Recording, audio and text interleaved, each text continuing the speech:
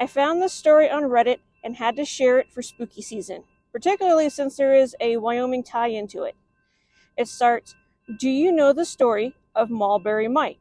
I'll tell it to you. A few years ago, there was this couple that moved from Texas to Fort Collins for their jobs.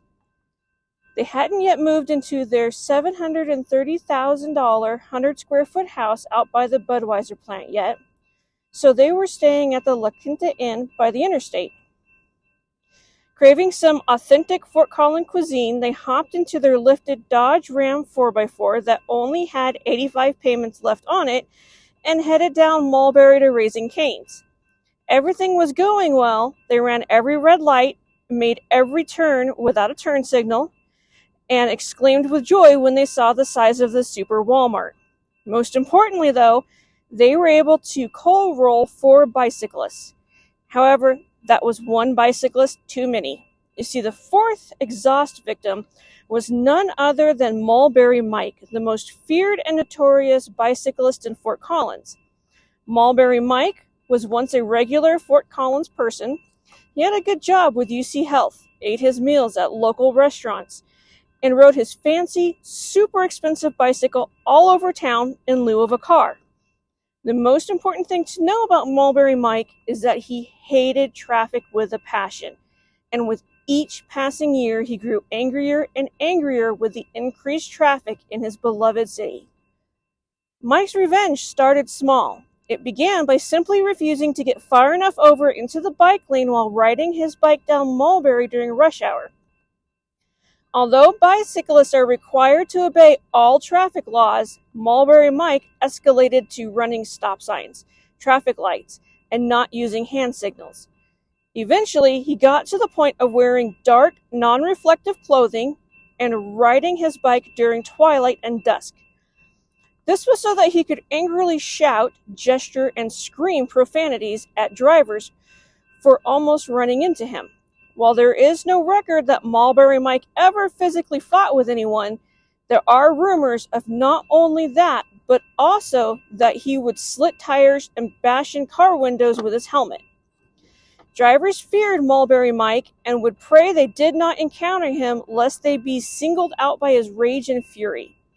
One night, the new resident Texas family were blissfully coal rolling all the way down Mulberry. The pungent fumes tipped Mulberry Mike over the edge. Covered head to toe in a thick coating of diesel dust, Mike began speeding after the enormous 4x4. At first, the Texas couple laughed at the little man with his handlebar mustache, man bun, and concert tee, but as they accelerated, he too accelerated. Soon, the Texans were going well over 60. The truck's diesel engine was pumping out copious fumes, hoping to escape the fearsome Mulberry Mike. Although Mike had no hope of pedaling as fast as the truck, he was undeterred. You see, Mulberry Mike had a plan. Mike knew something the Texas couple didn't know: the train schedule.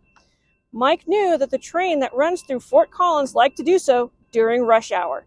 Miles-long freight trains carrying massive windmill blades destined for Wyoming cut the town in half twice a day, every day, and precisely on time.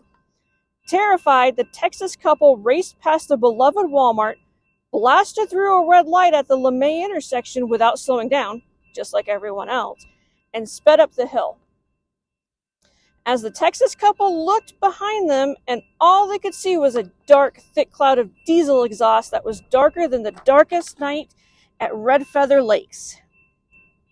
Mulberry Mike was nowhere to be seen, and the Texas couple thought they were safe. They were wrong. Very, very wrong. The train had arrived precisely on time at 5:30 p.m. on a Friday night. Through the haze of diesel dust, the couple saw the flashing red lights of the train crossing. However, their huge truck was going too fast to stop such an enormous vehicle in such a short distance of time. With a look of terror on their faces and a scream on their lips, the Dodge Ram slammed into the train, erupting in a giant fireball. There were no survivors. But the train didn't care. The train had windmill blades to deliver to Wyoming. As far as Mulberry Mike, he disappeared into the toxic cloud of diesel dust and was never seen again. Or was he?